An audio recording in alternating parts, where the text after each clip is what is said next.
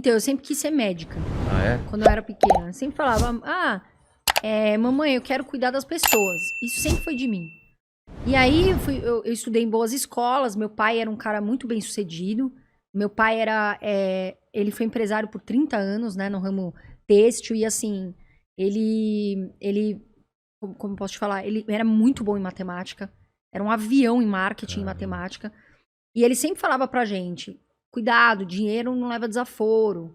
Minha mãe também. Então, a gente ia pra praia, por exemplo, a gente ia comer, os nossos amigos todos iam. E aí meu pai falava, não, vocês vão comer um hot dog e dividir por 2. E eu nunca entendia. Você e seu irmão, ou eu e minha irmã, né? E aí depois meu pai me ensinou, ele falou, tem gente que não tem isso pra comer.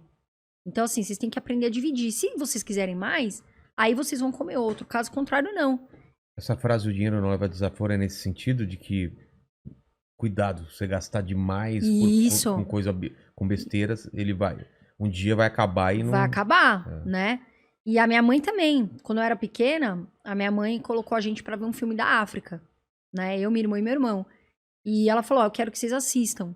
E a gente foi assistir, a gente era pequena, a gente achou que era um desenho, a gente tinha, sei lá, 8 anos.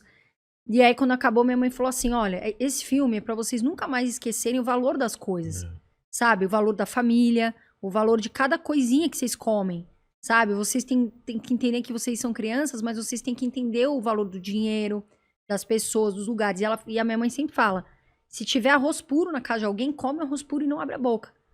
Então, a minha família sempre teve essa mentalidade. E aí, num determinado momento, quando eu tinha 18 anos, mais ou menos, meu pai faliu, né? Caramba. Meu pai faliu. Hoje, meu pai tá doente, né? Tá debilitado, tá internado numa clínica, tudo. E quando meu pai faliu, eu falei, agora eu vou ter que ir pra correria da vida, né? A gente fez assim, né?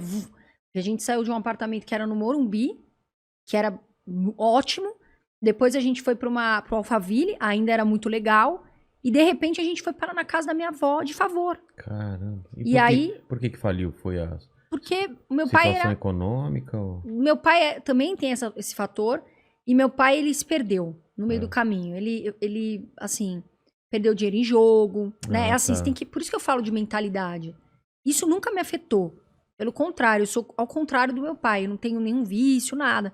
Mas a mentalidade do investidor é muito importante. Porque ele tem que entender que dinheiro, você tem que servir as pessoas e não ao dinheiro.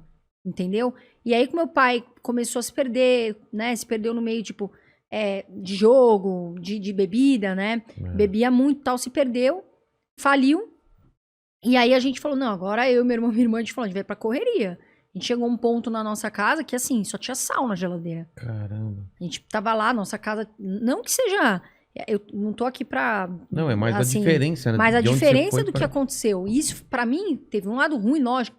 Mas teve um lado muito bom, Vilela. Porque foi ali que eu aprendi a construir meus desafios. E vencer e falar, pô, vou ter que... Aí eu fui trabalhar eu trabalhei como panfleteira. Meu irmão tinha arrumado um emprego na Microlins, na época. Era uma empresa de informática e tal. E aí meu irmão falou, ó, de telemarketing, ele falou, ó, tem um trabalho de panfleteira, você quer? Eu falei, quero. Pô, demorou, né? Eu falei, eu quero trabalhar. E aí eu ia todo dia, chovia, sol, assim, a realidade de muitos que estão aqui, de muitos brasileiros, né? Pega trem, pega metrô, pega tudo. Pô, essas pessoas a gente tem que aplaudir, porque é difícil acordar às 5 da manhã, chegar às 8 da noite, trabalhar e fazer tudo, né?